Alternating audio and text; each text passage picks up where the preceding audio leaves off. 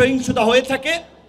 এইবার ওইভাবে বাংলাদেশের কোথাও সেরকমের সংঘাত সহিংসতা হয় নাই। এটা সরকারি দলের দায়িত্বশীলতার পরিচয়, সরকারি দলের নেতাদের দায়িত্বশীলতার পরিচয়।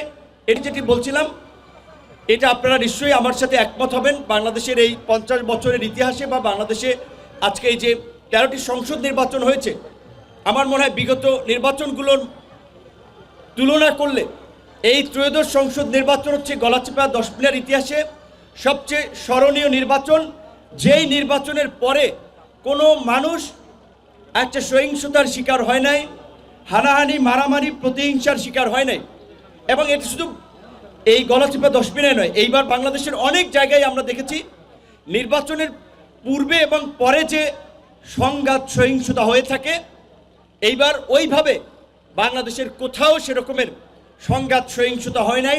এটা সরকারি দলের দায়িত্বশীলতার পরিচয়, সরকারি দলের নেতাদের দায়িত্বশীলতার পরিচয়। এটা তারেক রহমানের নেতৃত্ব।